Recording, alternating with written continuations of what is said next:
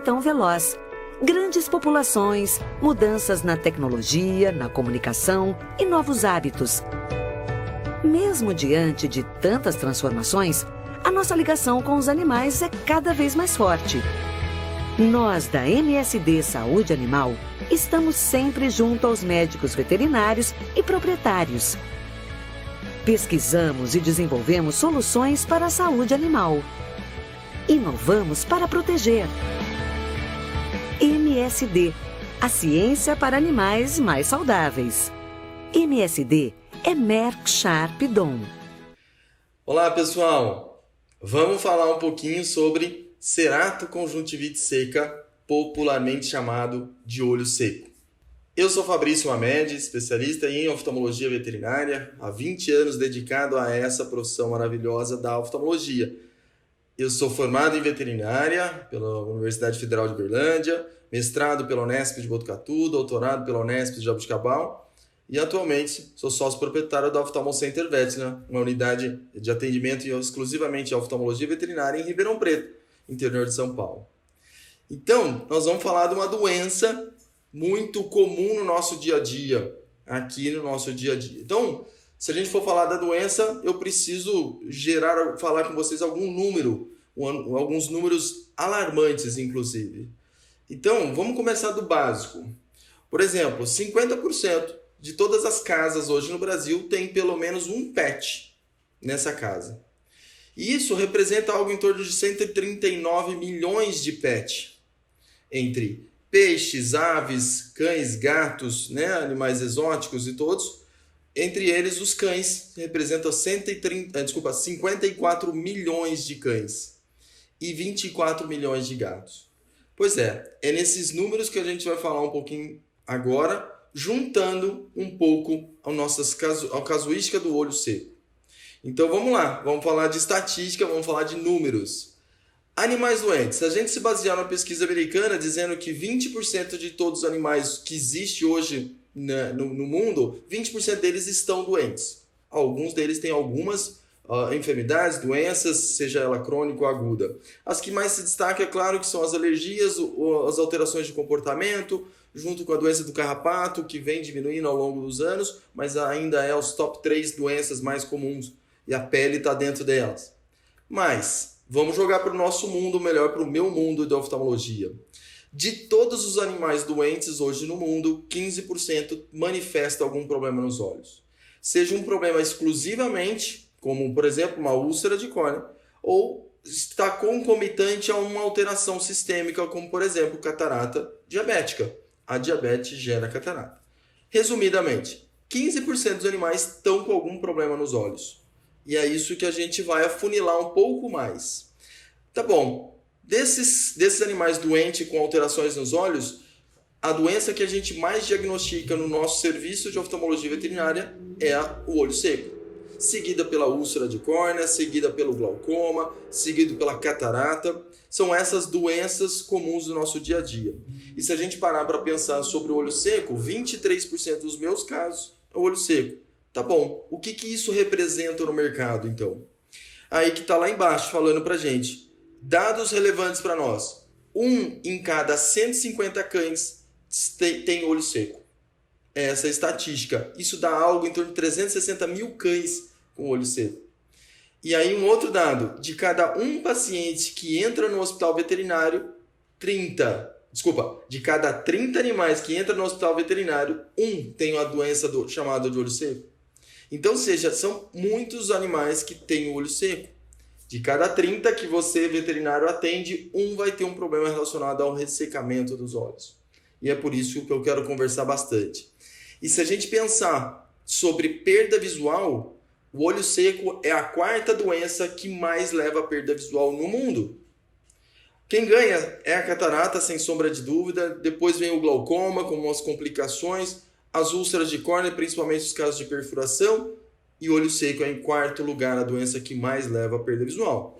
E a gente sabe que, estatisticamente, de todos os animais que tiveram um problema nos olhos, 5% deles manifestam algum tipo de perda visual. Seja ela parcial, total, momentânea, mas todas elas estão relacionadas à perda visual. E a doença do olho seco é uma preocupação para nós.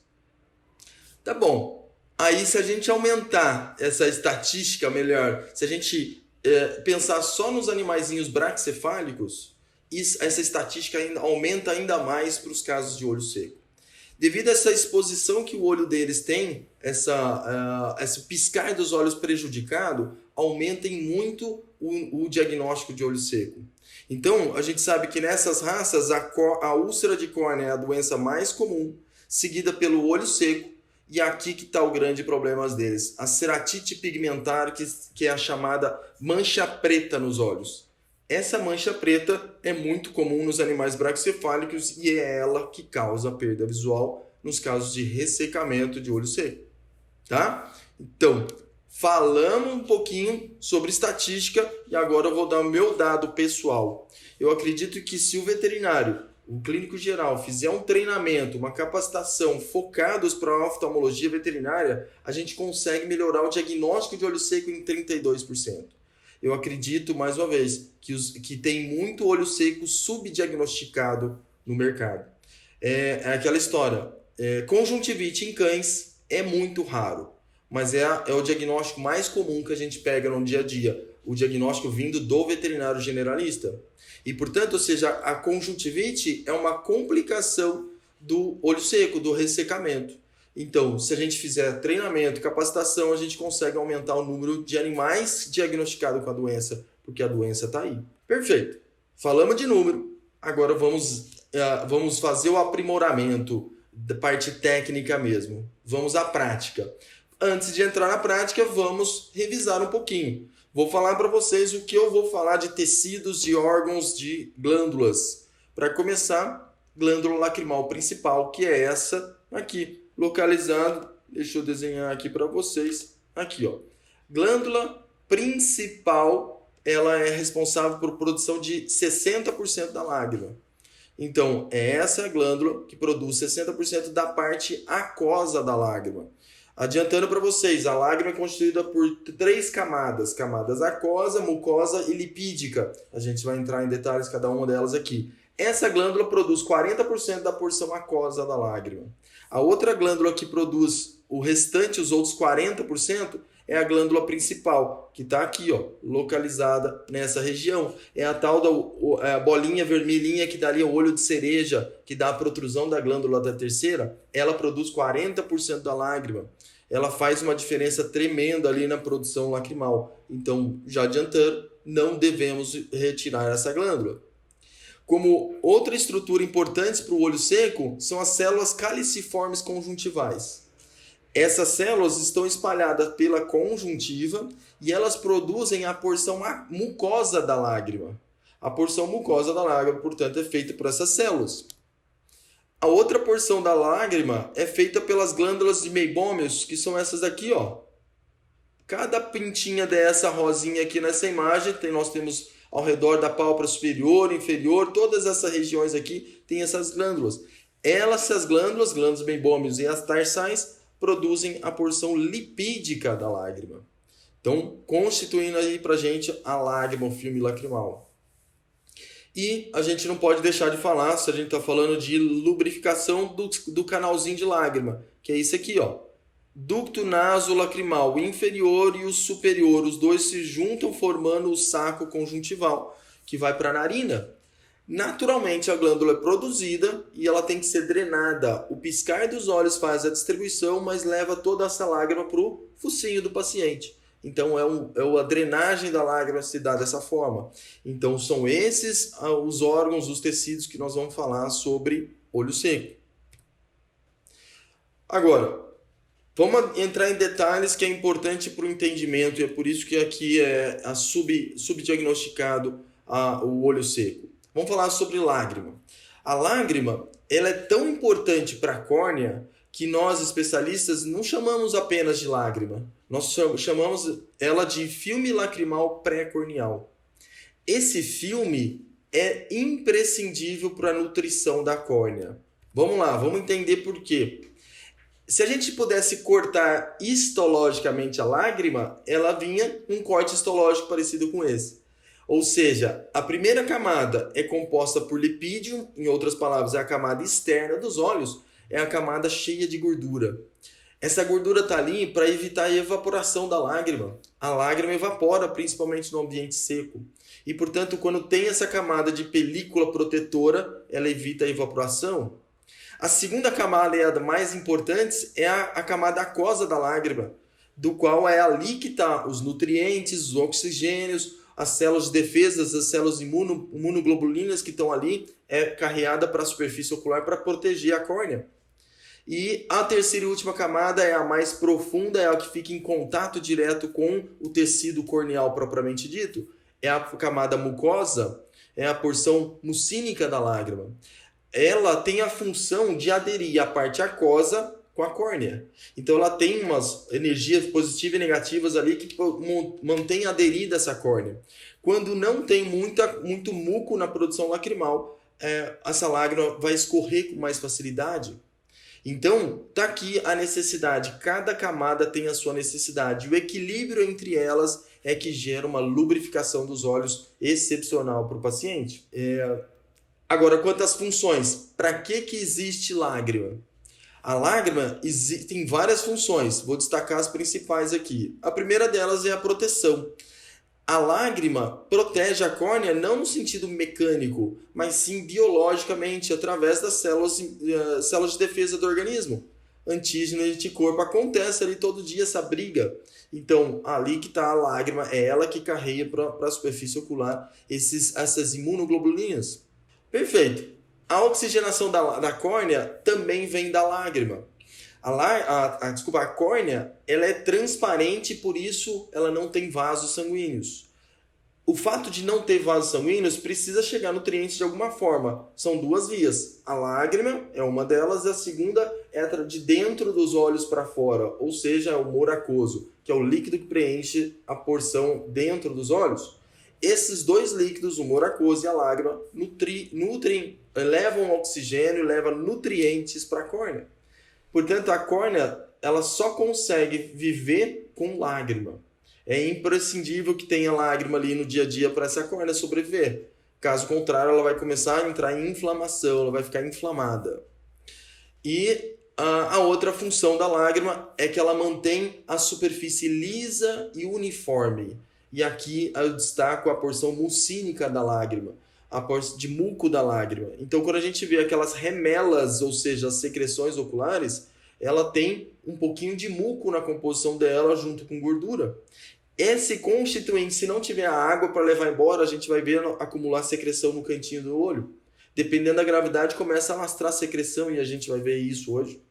Portanto, a lágrima é imprescindível para a superfície ocular. Sem lágrima, o olho entra em colapso, entra em falência visual, se é que a gente pode falar esse termo, né? Se a gente começar a falar sobre a doença, eu não posso deixar de frisar sobre a fisiopatogenia da doença. É uma complexidade aqui para nós, mas eu vou resumir ela basicamente em 2 slides. Esse é o primeiro slide, na sequência a gente vai falar, resumir 3 slides. Esse daqui fala bem geral.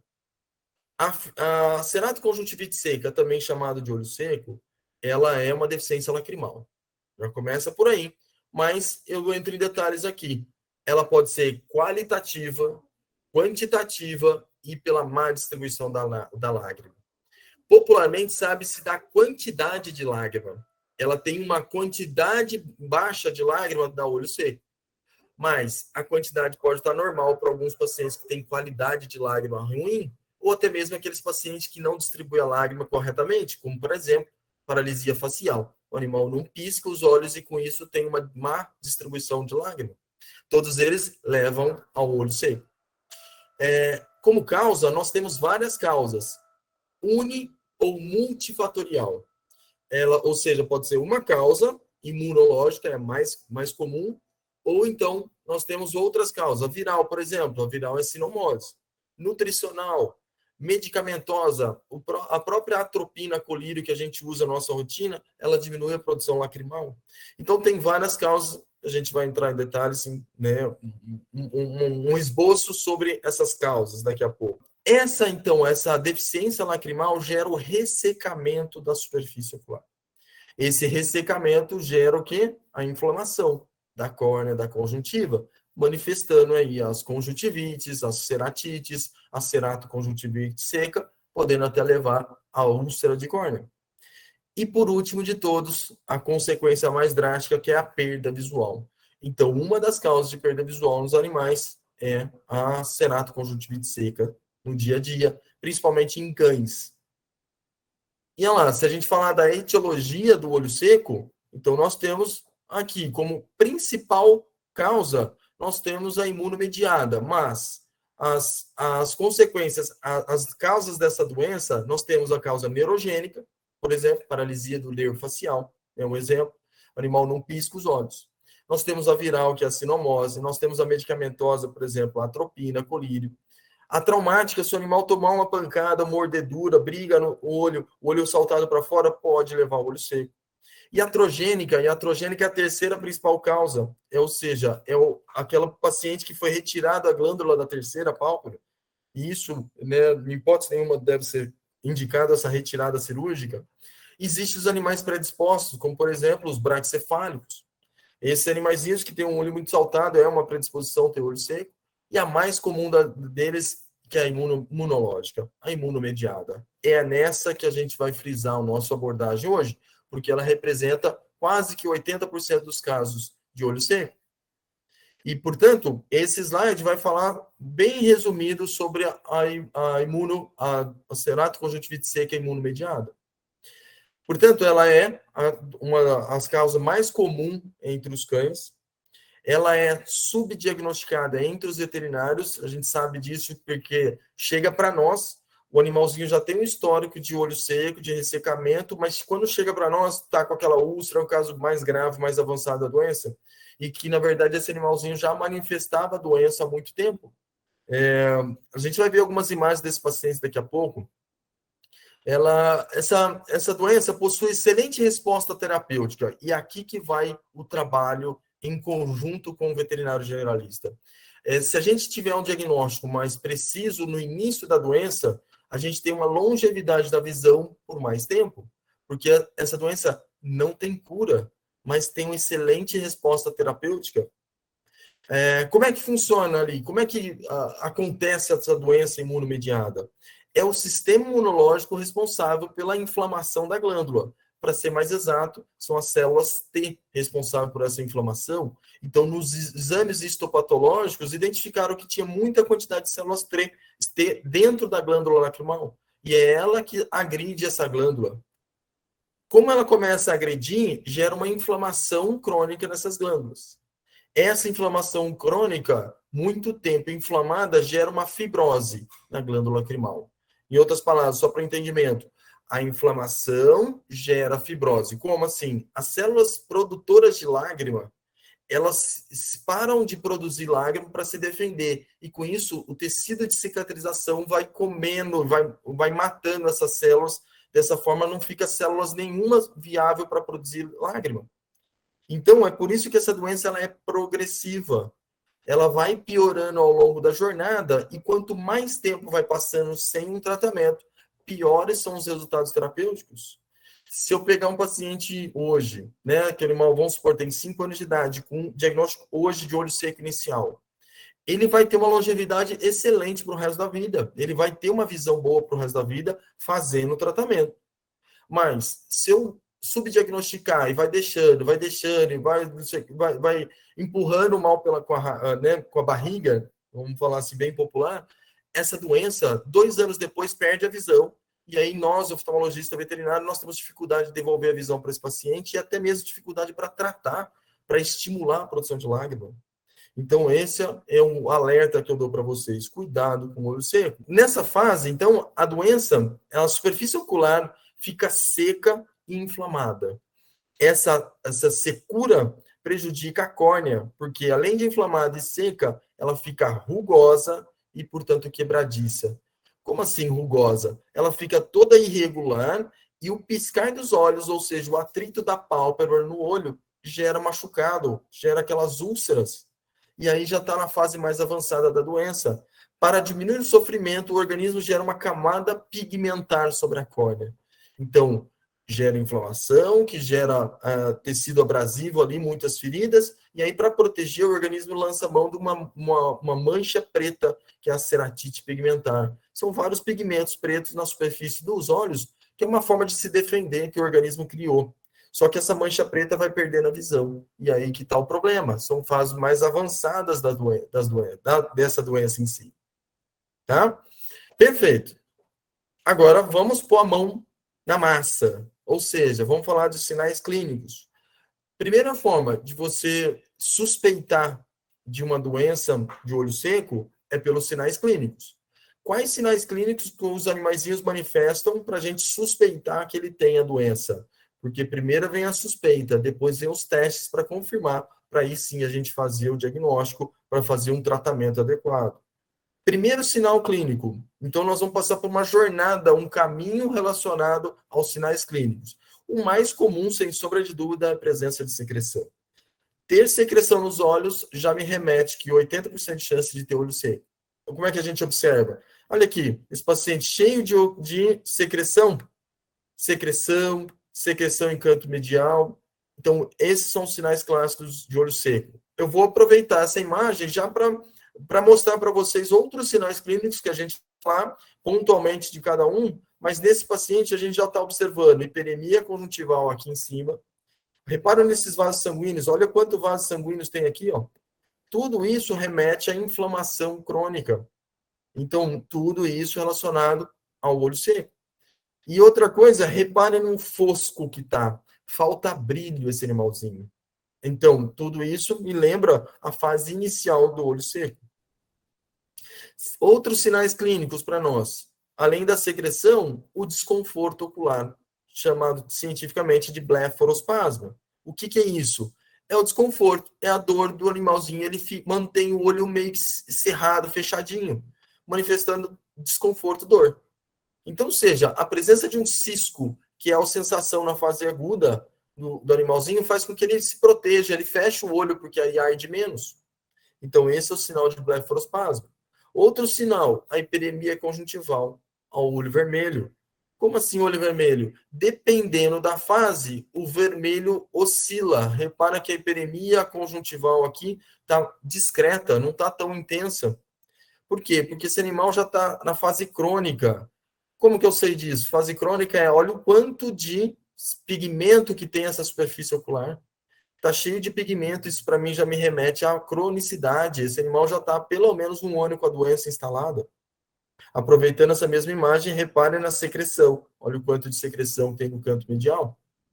Então, são sinais clássicos para nós. A hiperemia conjuntival, nós temos que lembrar, depende da fase. Fase aguda, intensa, moderada a intensa hiperemia conjuntival. Na fase crônica já não é tão intenso assim, é mais discreto.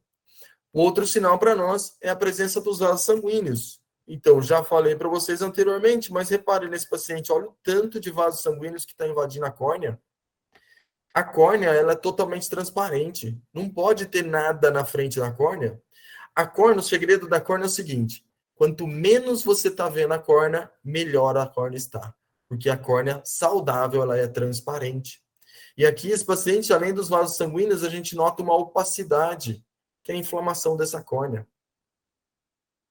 Continuando nossa jornada dos sinais clínicos, o outro sinal é exatamente a opacidade, que é a mancha branca. Então, repara que esse paciente, além dos vasos sanguíneos que estão aqui, ó, ele está fosco esse olho. E o cliente descreve para mim dizendo o seguinte, doutor, parece que tem uma película branca na frente dos olhos. E aí eu confirmo tudo isso e pergunto para o cliente, você nota brilho nos olhos? Não, realmente falta brilho, olha como é que está fosco. E olha o tanto de secreção que tem nesse animalzinho. Perfeito. Ainda caminhando pelos sinais clínicos do olho seco, e aqui que está a mancha preta. Como que a gente nota essa mancha preta? Repara que ela começa, na maioria das vezes, no canto medial. Aqui está o canto medial. Ela começa e ela vai invadindo a superfície dos olhos. Essa invasão é que leva à perda visual. Portanto, ou seja, ela começa no canto medial e vai aumentando, principalmente nos braquicefálicos. Aqui, esse paciente já entrou na cronicidade, repare que a secreção ainda existe, mas uma secreção mucosa, menor intensidade. Aqui esse animalzinho já tem um brilho nos olhos porque ele já está sendo tratado. E o último de todos os sinais clínicos é a úlcera de córnea. A úlcera de córnea é a doença mais diagnosticada na rotina de um hospital veterinário. Por trás de uma úlcera de córnea, aproximadamente 30, 40% desses animais têm olho seco. E é aí que está, o veterinário generalista não identifica. Ele identifica a úlcera de córnea, ele trata, melhora. Passa 1 mês, 2 meses, o animalzinho vai manifestando uma vermelhidão, que vai ficando e vai levando. O cliente, às vezes, nem se alerta com isso, e a doença vai se tornando crônica. E é aí que a gente precisa intervir o quanto antes, né? Ou seja, tratar o quanto antes. Úlcera de córnea, está aqui, um exemplo clássico. Uma ferida, uma depressão, uma perda da superfície, dos tecidos da superfície do olho, gerando a úlcera de córnea. Esse paciente, além disso, olha como é que ele já tem neovasos, já tem secreção, já tem a mancha branca, e agora ele ficou agudo, por quê? Porque começou a manifestar uma úlcera de córnea profunda, por sinal, e que aí precisa ser tratado com medicação à úlcera e, ao mesmo tempo, tratamento para o olho seco. Perfeito. São esses os sinais clínicos clássicos do nosso dia a dia. Uma vez identificado algum deles, vamos ao exame complementar que identifica para nós, que prova para nós que esse animalzinho tem olho seco. Quais são os exames? Eu vou abordar com vocês aqui, bem por cima, a maioria dos exames, 90% dos exames. E na sequência eu vou destacar 3 desses exames, para vocês aprenderem a fazer na sua rotina. Teste de Schiller. Esse teste, em palestras que eu ando por aí falando sobre olho seco, eu faço a pergunta, já fiz bastante palestras em São Paulo e Minas Gerais. E aí eu faço a pergunta para os ouvintes. Quem daqui faz esse teste na rotina clínica? E por incrível que pareça, a maioria deles sabem do exame, sabe que existe esse exame, só 30% deles fazem o teste. Portanto, esse é um teste que muitos de vocês já ouviram falar, mas que não fazem na rotina. É interessante vocês começarem a fazer esse teste e oferecer para o seu cliente. Um outro teste não tão comum é a meniscometria. Esses 2 testes medem a quantidade de lágrima. Os especialistas também fazem, a prioridade é sempre o teste de Schiller, mas a meniscometria também nos ajuda para algumas situações delicadas. Próximo teste, a osmolaridade. Esse aqui, a partir de agora, a gente vai falar de testes qualitativos de lágrima. Esse é um aparelhinho igual a fitinha de glicemia, do qual ela chupa um pouquinho da glândula, da lágrima, e ela mede para nós, então, a qualidade da lágrima e dá em valores numéricos. Ela tem suas vantagens, identificar, principalmente a gente usa na nossa rotina para identificar qual o melhor lubrificante para esse paciente. Um outro teste, esse teste a gente vai falar bastante sobre ele, é o tempo de ruptura do filme lacrimal. Ele é muito pouco conhecido na rotina clínica, do clínico geral, mas aproveitando que vocês, clínicos gerais, têm o corante fluoresceína, esse corante que vocês utilizam para a identificação da úlcera de córnea, isso acontece em 80% das clínicas que eu participo, que eu já tive contato, 80% dos veterinários têm esse teste. Então, vamos usar esse teste para ver se o animal tem olho seco? É isso mesmo, o mesmo teste a gente usa para fazer esse teste, tempo de ruptura do filme lacrimal. É um teste qualitativo que eu vou falar mais com vocês daqui a pouco. Um outro teste na nossa rotina é o Rosa Bengala. O teste Rosa Bengala, o objetivo dele é identificar aonde que estão as células ressecadas, aonde estão as células desvitalizadas pelo ressecamento. Então, ele fala para mim sobre qualidade de lágrima, bem como a distribuição da lágrima. Então, por exemplo, se o animal dorme de olho aberto, ele tem um ressecamento no centro dos olhos. E aí a gente vai lá, usa o Rosa Bengala, ele marca bem certinho o centro dos olhos, me lembrando os pacientes que têm olho seco. Então, tem a ver com qualidade esse teste, mas também tem a ver com a distribuição da lágrima. Um outro teste é a lisamina verde, do qual proporciona para a gente o mesmo efeito da Rosa Bengala, são bem semelhantes. E aí tem gente que usa a lisamina verde, tem gente que usa a Rosa Bengala. Eu prefiro fazer mais no meu dia a dia a Rosa Bengala. Outro teste é a estesiometria, ou seja, ele mede a sensibilidade da córnea. Os pacientes, quando está na fase aguda, estão inflamados, aumenta a sensibilidade. Nas fases crônicas, diminui essa sensibilidade. Com isso, o animalzinho pisca menos os olhos. Tem a ver para a gente, então, sobre sensibilidade corneal. Isso remete à distribuição da lágrima. E o último teste é o teste de Jones, que também usa a fluoresceína. É um corante que a gente pinga nos olhos e ele tem obrigação de sair no focinho, sair no nariz do animalzinho. Essa é a drenagem da lágrima. E, portanto, de todos esses que a gente está falando, a gente vai basear em 3 exames. Teste de Schimmer, teste de tempo de ruptura do filme lacrimal e o teste de Jones. São eles que a gente vai abordar. Beleza. Uma vez identificado o sinal clínico, que é parte do processo, a outra parte do processo são os exames complementares, a gente vai, então, criar um método para facilitar a vida do clínico geral. Vamos definir o que é um método. Então, quando a gente tem vários processos e todos eles, fazendo eles concomitantemente, separadamente, ou seja, um método inteiro específico, vai sair um resultado. Método PDF do olho seco. O que é isso? São vários processos que a gente vai fazer com o objetivo de fechar o diagnóstico e classificar esse olho seco.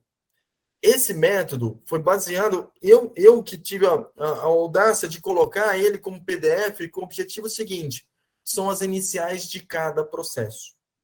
Então, o primeiro, que é o P de PDF, tem a ver com a produção de lágrima. Qual é a quantidade de lágrima que a gente tem nesse olho? Então, esse é um teste quantitativo de lágrima, que faz parte do método P de produção. O segundo, o processo tem a ver com a distribuição da lágrima. O piscar dos olhos desse animal está correto? E para isso a gente vai usar aquele exame sobre a fluoresceína, sobre o corante fluoresceína, ele que vai nos ajudar nessa identificação. E o terceiro pilar, dos 4 que nós vamos falar, o terceiro pilar tem a ver com a fixação da lágrima. A lágrima desse animalzinho, ela fixa bem, adequada no olho? A lágrima, para vocês terem uma ideia, nós, seres humanos, piscamos 20 vezes por minuto. E os animais piscam 10 vezes por minuto.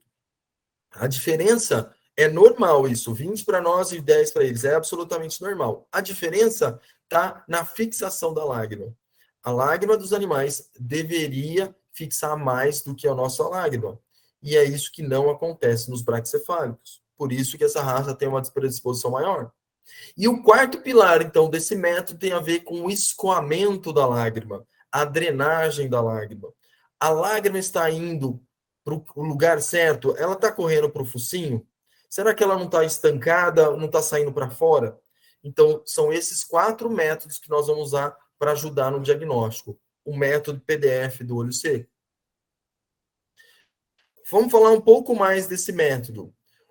O P vem de produção. Para eu medir, então, a produção de lágrima, eu preciso fazer o teste de Schimmer, que é esse teste da fitinha que a gente coloca dentro dos olhos, e a gente vai falar bastante sobre ele daqui a pouco. Então, aqui se aplica o teste quantitativo de lágrima. Produção. Dos 4 pilares, ele é o primeiro pilar mais importante do olho seco. O segundo pilar, o D, de distribuição. E aqui você vai observar a movimentação das pálpebras. Observe se esse animalzinho está piscando corretamente os olhos, se ele fecha por completo ou se ele fica entreaberto. Então, aqui você tem que observar. E outra coisa, pergunte para o seu cliente. Esse animalzinho dorme de olho aberto? Se dormir de olho aberto, tome cuidado com o ar-condicionado, que acaba ressecando demais a superfície ocular. Do terceiro pilar é a fixação, que tem a ver com o teste tempo de ruptura do filme lacrimal. Esse teste, então, ele mede a qualidade dessa lágrima. A gente vai ver se a lágrima dele está adere aos olhos bem. E é esse teste que a gente vai ensinar daqui a pouco para vocês. E o quarto e último pilar tem a ver com o pilar da eliminação. Então, nós vamos falar 4 pilares: produção, distribuição, fixação e eliminação. Para medir a eliminação, a gente tem que fazer o teste de Jones, que é o corante que a gente pinga nos olhos e observa se esse corante sai no focinho, como está na imagem. Perfeito. esse é o método. Como que faz cada um deles, cada um desses testes? Então, o P do método PDF tem a ver com a produção. Basicamente, é esse teste, essa tirinha que a gente coloca dentro dos olhos e ela vai, então, medir o quanto que produz de lágrima em 1 minuto. O normal é que tenha a produção de 15 a 20 milímetros. Como que eu faço isso? Detalhes importantes para a realização desse teste. Esse teste tem que ser feito no início do exame. Então, vamos lá. Se você pingar algum colírio, vai interferir. Se você limpar toda aquela crosta, secreção, essa limpeza vai interferir no resultado. Se você incidir uma luz muito forte nos olhos, isso aumenta a produção de lágrima temporária, vai interferir no resultado. E, portanto, identificou que tem algum daqueles sinais clínicos, para seu exame e vai lá e faça esse teste para medir a produção de lágrima. Ele, em hipótese nenhuma, requer anestesia tópica. Em hipótese nenhuma, não. Até existe o teste de estímulo do tipo 2, que proporciona para nós a anestesia. A gente anestesia animalzinho. Nesse caso, a gente não vai anestesiar esse animalzinho, porque eu preciso saber a presença de um corpo estranho. Quanto que está produzindo lágrima com estímulo de dor, com desconforto? A gente vai ver que a rotina, por mais que assim, gera muita dor, não é tanto assim, se nós vamos ver no paciente daqui a pouco. Dicas para melhorar a condução, coloque essa fitinha no centro do olho. É no centro para a lateral que a gente procura colocar essa fitinha. E essa fitinha obrigatoriamente tem que tocar na córnea, porque eu tenho que estimular a produção de lágrima. Então, tá aqui, um paciente que nós vamos conduzir esse teste. Detalhe, algumas fitas vendidas comercialmente têm um corante azul na sua borda. Esse corante, ele ajuda na observação, na identificação em qual valor numérico está a produção de lágrima. Então, só esse detalhezinho aí para esse teste daqui, da fitinha desse animalzinho. É um filhote do qual tinha uma suspeita de olho seco e aqui está sendo conduzida. Repare que nós temos duas pessoas. Uma pessoa para conter o animalzinho e a outra pessoa para simplesmente dar o suporte, ficar de olho no teste. E ali essa fita fica durante 1 minuto. O objetivo desse teste, mais uma vez, é medir a produção de lágrima com um estímulo de incômodo de dor. É rápido, bem prático, não dói tanto assim como se imagina, né?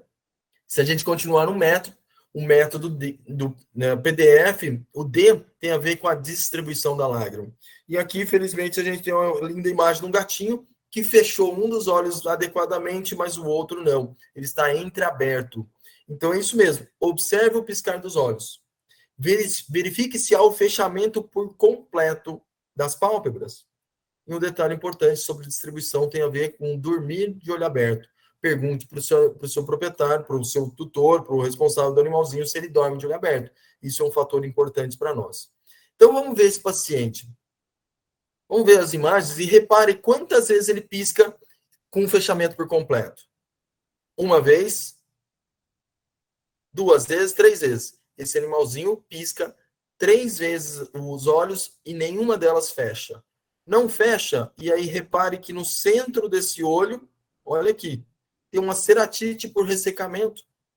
O teste de lágrima desse animalzinho deu 15, ou seja, é o mínimo necessário para a produção de lágrima, mas não pisca os olhos. Então aqui esse animalzinho tem um olho seco pela má distribuição da lágrima. Não é só pela baixa produção, não é a produção, estão 4 pilares. A produção está boa, mas a distribuição está ruim. Então fecha o diagnóstico para a gente de olho seco. O outro teste tem a ver com a fixação da lágrima. E aqui que a gente vai discutir, talvez é uma novidade para vocês, mas como tem muita fluoresceína no mercado, ou seja, os veterinários estão dispostos a fazer esse teste da fluoresceína, por que não usar esse mesmo corante para melhorar a qualidade de diagnóstico de vocês? Então, vamos lá. Resumidamente, é um teste qualitativo de lágrima. A gente sugere que esse teste seja feito no final do exame, porque esse corante interfere na sua identificação, na avaliação, no exame clínico. A gente utiliza a mesma fluoresceína usada na rotina clínica. Aqui, eu acho importantíssimo, para ser mais exato, imprescindível usar uma lanterna azul. Ela facilita demais. Detalhes sobre o exame. Tudo que é verde é lágrima. Então, uma vez que eu pinguei o corante e fluoresceína, ele é esverdeado. tudo que está ali verde é lágrima com corante. Então, a partir de agora, opa, estou conseguindo entender o processo. Repare que nesse olho de cima, aqui, a gente nota, ó, tem um corante distribuído por toda a superfície ocular. Detalhe, repare nessa região do canto medial superior, como é que tem menos lágrima. E aqui, esse paciente, repare que tem uma faixa em cima com lágrima e uma faixa embaixo com lágrima e uma faixa central ressecada, com baixa quantidade de lágrima. Aqui tem a ver com o piscar dos olhos. Então, além da lágrima estar escorrendo, e a gente vai ver o vídeo desse paciente daqui a pouco, ela vai escorrendo, além disso, ele pisca ruim. Então, esse teste, eu fico estimulando o animalzinho a piscar os olhos. Eu faço até um teste de reflexo palpebral, do qual eu quero que esse animalzinho pisque os olhos. E aí, naturalmente, a gente nota que ele tem uma dificuldade de piscar. Então, esse teste a gente tem que abrir e fechar a pálpebra, observar como é que está sendo a distribuição da lágrima. Tudo que é escuro, que é mais enegrecido aqui, é sem lágrima, são regiões sem lágrima. E aí eu fico mentalizando, marque quanto tempo a lágrima permanece nos olhos. Vamos ver na prática, vai ficar mais fácil para vocês. Vamos lá. Esse é um shih tzuzinho clássico, um olho seco, bem comum no nosso dia a dia. E aí eu vou mostrar o vídeo para vocês. Então, repara como é que na parte de cima está preto e na parte de baixo está mais colorido, mais verde. Opa, piscou. O reflexo palpebral está fazendo piscar. Ó, distribuição, ó, a lágrima está distribuída. Apagou a luz um pouquinho, mas ó, repara no quadrante superior medial, que está seco aqui nesse cantinho. Então está seco nessa região. E aí fica aqui a dica. Olha o piscar deles, ele vai piscar agora no finalzinho. Naturalmente, piscou natural. Olha a faixa que ficou nesse animal. Ficou uma faixa no centro, dizendo para a gente que ó, ele não pisca corretamente. Então, precisa de uma atenção desse paciente. Esse paciente, eu lembro que o teste de estima dele deu 10, ou seja, tem baixa produção de lágrima e tem má distribuição de lágrima. Eu vou precisar estimular a produção de lágrima, mas também eu vou precisar repor essa lágrima por causa desse piscar dos olhos.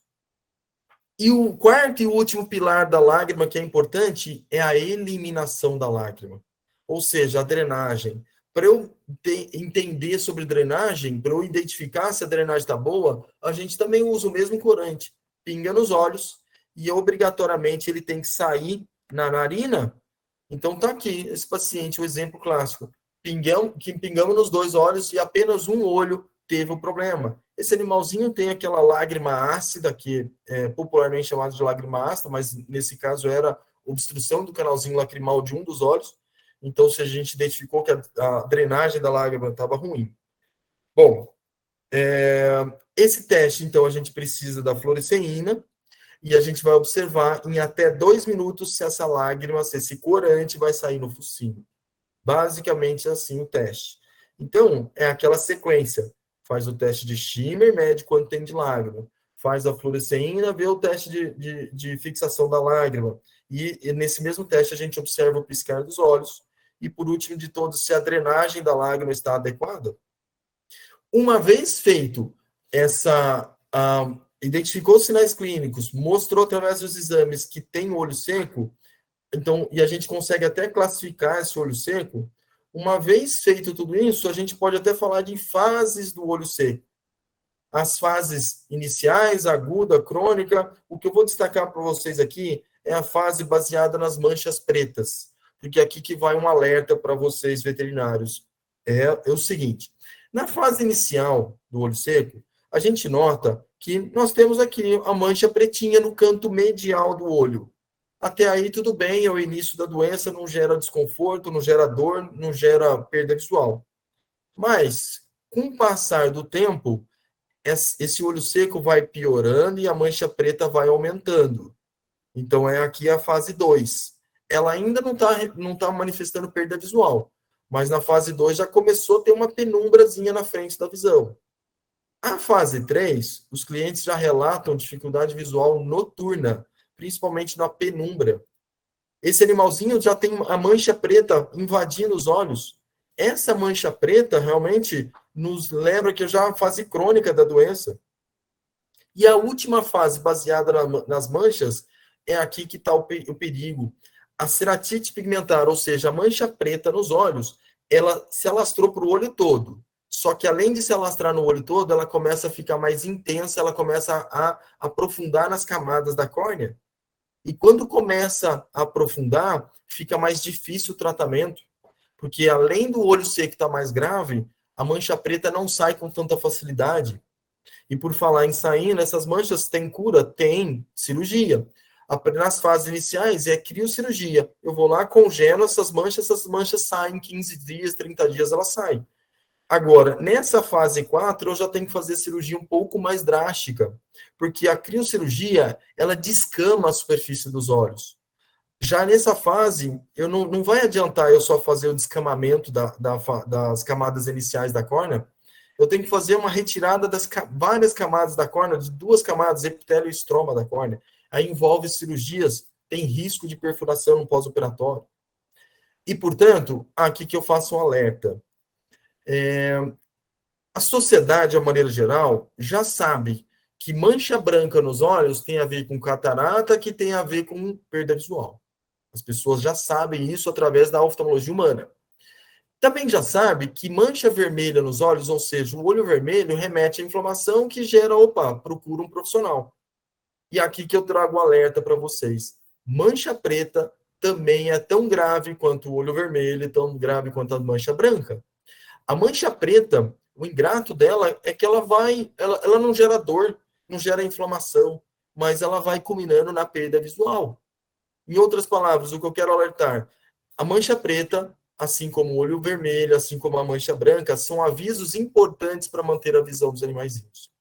Mancha preta no ser humano, na oftalmologia humana, é muito, mas muito raro de acontecer, e, portanto, cabe nós, profissionais da área do veterinária, alertar tanto os banhistas, tanto os auxiliares, quanto os veterinários, alertar que mancha preta é grave para a manutenção da visão desse animal. Tá, uma vez identificado tudo isso, a gente já consegue ter ferramentas, subsídios para classificar o olho seco. E aqui eu já falei de todas elas. Quantitativo tem a ver com a produção. Primeiro pilar do método PDF. Qualitativo, segundo pilar, que tem a ver com qualidade de lágrima e fixação da lágrima, que é o terceiro pilar. E o último pilar, a distribuição da lágrima, tem a ver com a drenagem e o piscar dos olhos. E, portanto, a gente consegue classificar em 3 tipos de olho seco. O mais popular é o quantitativo, mas existe muitos animais que têm a qualidade de lágrima alterada. Uma vez feito o diagnóstico, inclusive com subdivisões, com identificação exata da causa, a gente tem um prognóstico muito bom para o tratamento. Então, agora, vamos falar um pouco mais de tratamento. Eu coloco vários processos aí, são 6 pilares que eu preciso saber sobre o tratamento. O mais popular são as imunoglobulinas, ou melhor, os medicamentos imunomoduladores, que são eles que estimulam a produção de lágrima. Ciclosporina, tacrolimus, pimecrolimus. Esses são os populares no dia a dia. Agora, eu preciso alertar que lubrificantes também caem super bem para os animaizinhos. Para todos que têm olho seco. Então, é o segundo pilar do tratamento.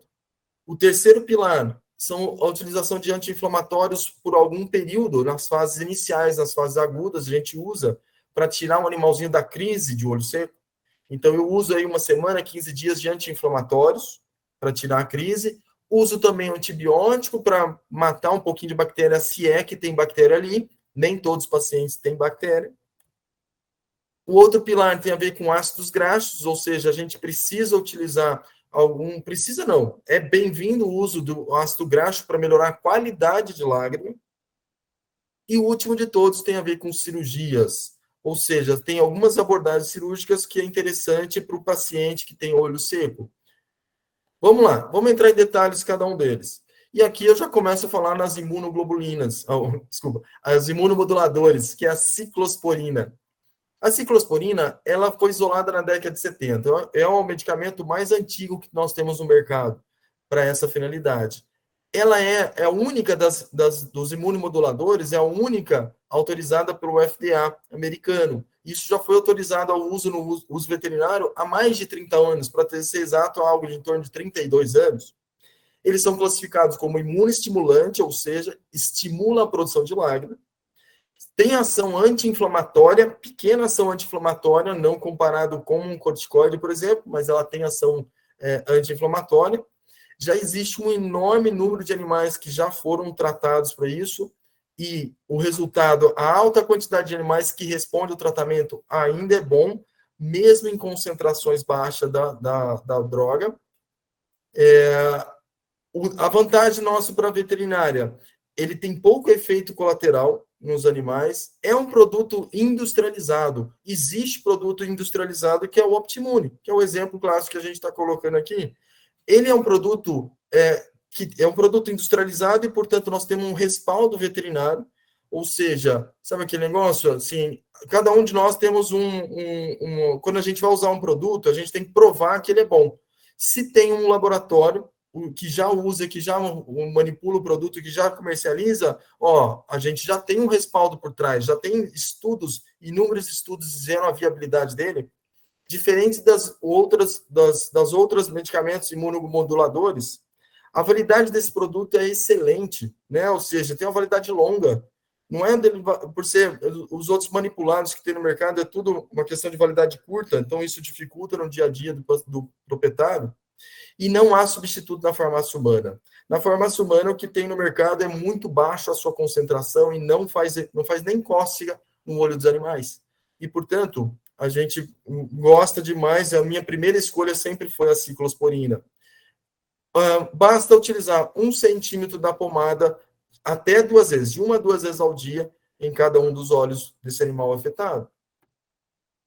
Agora, é claro que eu tenho outras artimanhas, eu tenho outras ferramentas, outras armas para acabar com essa doença. E é por isso que ela tem um excelente resultado. Então, a gente está falando da ciclosporina, que a grande maioria dos meus pacientes respondem super bem. Mas, a partir do momento que não respondem mais com a ciclosporina, aí a gente passa para outros medicamentos. Tacrolimus é um deles, pimecrolimus é outro. Então, ou seja, todos eles têm suas vantagens e desvantagens.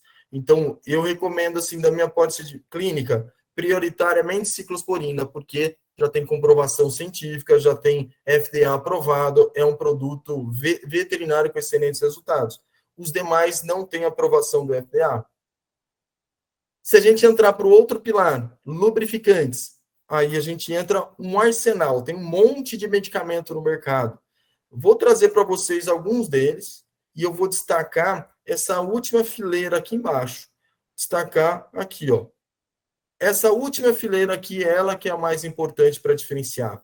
Tem tantos lubrificantes no mercado, seja ele veterinário, seja ele humano, tem tantos que a gente destaca algum deles. Então, repara o seguinte, que se eu usar carboximetilcelulose, eu estou querendo dizer que eu vou colocar uma lágrima artificial que vai repor para mim a parte aquosa. Se eu já usar o hialuronato de sódio, eu vou repor a parte mucínica. E é exatamente esse aqui que a gente mais utiliza na rotina, hialuronato de sódio. É ele que é um dos principais para nós. Os outros têm seus benefícios, mas tomar cuidado. Então, se eu estou falando de quantidade de lágrima, eu estou precisando de mais líquido, eu vou usar os que repõem a parte aquosa. Ah, não, eu quero um para fixar, melhorar a aderência da lágrima. Então, eu vou usar um que repõe a parte mucínica. E eu quero um que o animalzinho dorme de olho aberto. Então, para não ressecar o olho, para não evaporar, eu vou usar a porção lipídica da lágrima. Então, tá aí. O que mais... 80% dos nossos pacientes fazem uso do hialuronato de sódio, tá? Como resumo geral. Um detalhe importantíssimo para o dia a dia de vocês. A gente precisa ter preferência para esse lubrificante na forma gel. A forma gel dura mais tempo nos olhos do que a forma líquida. E, portanto, qual lubrificante você vai utilizar? Dê preferência aos que tem na forma gel no mercado, pela duração dele. Dentro dos outros pilares que a gente destacou, são 6 pilares, 2 a gente já destacou aqui, o terceiro, quarto e quinto está aqui na tela, que são anti-inflamatórios. Eu preciso desinflamar, são antibióticos, eu preciso tirar uma infecção secundária, na maioria das vezes ela é secundária, e eu preciso utilizar uns ácidos graxos para dar uma melhora na qualidade da lágrima. Todos eles têm suas vantagens. Em qual momento que eu utilizo? O que eu mais utilizo na rotina, desde que não tenha úlcera de córnea, dexametasona. Neomicina é o antibiótico que eu mais uso. E ômega 3 e ômega 6 é a combinação dos dois através dos ácidos graxos que tem no mercado. Todos eles têm seus benefícios, mas lembrando que eles são adjuvantes. Os anteriores, ou seja, os imunomoduladores, junto com os lubrificantes, são os principais, são eles que a gente tem que usar e uso contínuo para o resto da vida. Alternativas terapêuticas. Vamos entender esse cenário aqui que tem a ver com as cirurgias. Quando o tratamento clínico não surte efeito, ou quando o cliente não consegue medicar, aí nós temos alternativas terapêuticas. Quais são elas, resumidamente? Implantes. Existe hoje implante de ciclosporina, por exemplo. Eu consigo colocar um implante. Então, está aqui esse paciente com implante, aqui, ó, subconjuntival. Coloco lá por meio de cirurgia, ele dura em torno de um ano e pouquinho. Tem aplicações de células-tronco, ou seja, as células-tronco, elas conseguem estimular a produção de lágrima por um tempo ainda indeterminado, não tem precisão de quanto tempo dura. Os estudos estão dizendo a partir de um ano, até um ano, no mínimo um ano de viabilidade dessa aplicação. 1 ano, 2 anos depois tem que reaplicar de novo. Tem outra alternativa, transplante de glândula salivar. Como assim? É isso mesmo. Eu tiro glândula salivar da boca e coloco no olho, saliva, lágrima, lágrima, mas tem seus benefícios. E o último de todos é a transposição do ducto da glândula salivar. Ou seja, eu pego o ducto da glândula salivar que vai para a boca, eu direciono para os olhos, fazendo com que saliva saia nos olhos. Isso são os casos mais graves, mas tem alternativas. E é por isso que, assim, que o advento da ciência, da farmacologia, melhorou demais os resultados terapêuticos desses pacientes. De uma maneira geral, para finalizar, eu falo o seguinte sobre prognóstico. Eu já tive um paciente, quando eu fazia veterinária, eu já tive um paciente, não, meu irmão, o Pink, ele é um pincher que tinha olho seco. Naquela época, vou voltar no tempo aí, algo em torno de 23, 24 anos atrás, não existia um tratamento tão bom, era péssimo. E o veterinário da época falava, não tem o que fazer, ele vai morrer cego. Com o passar desses anos, ou seja, 20 e tantos anos, melhorou demais. A chance do paciente perder a visão hoje é só se o proprietário quiser. Se ele quiser, perde a visão, mas se não, ele é dependente ainda de pingar colírio, passar pomadinha nos olhos. E, portanto, essa doença, eu enfatizo, não tem cura, mas tem excelentes resultados terapêuticos, ou seja, tem excelente controle da doença. Destaque aqui, sem o tratamento é virar perda visual irreversível, né? É difícil de voltar a enxergar. Irreversível não, vamos tirar essa palavra só. É difícil de voltar a enxergar nas fases mais avançadas. E se a gente está falando de visão, a gente está falando de qualidade de vida para os nossos pacientes. E é isso que classifica para mim a visão desse paciente tem a ver com qualidade de vida. Portanto, eu agradeço aqui a vocês terem paciência para me ouvir, para falar um pouco dessa doença. Eu gostaria de alertar aqui no final sobre mancha preta. Os veterinários, o mercado pet não dá atenção para a mancha preta, mas deveria dar atenção, porque ela é a quarta doença que mais leva à perda visual. E é claro que, com nossa ajuda, nosso empenho todo, a gente consegue proporcionar qualidade de vida para os nossos pacientes. Fica aqui a dica do site, se vocês quiserem entrar, ver as nossas redes sociais, tem várias dicas aí falando sobre não só a doença do olho seco, mas outras doenças também no nosso dia a dia. Fica aqui o agradecimento para vocês e grande abraço. A gente se vê no nosso mercado pet. Um abraço. Tchau, tchau. Olá, boa noite a todos. Eu estou muito feliz em estar aqui hoje com vocês. Em meu nome e em nome de todo o time da MSD Saúde Animal, eu gostaria de agradecer ao Dr. Fabrício Mamed pelas explicações que nos trouxe hoje e também agradecer a cada um de vocês que está aqui nos assistindo. Como nós acabamos de ver, A seroconjuntivite seca é uma doença progressiva que, se não diagnosticada e tratada, pode comprometer e muito a visão dos cães, bem como a qualidade de vida deles.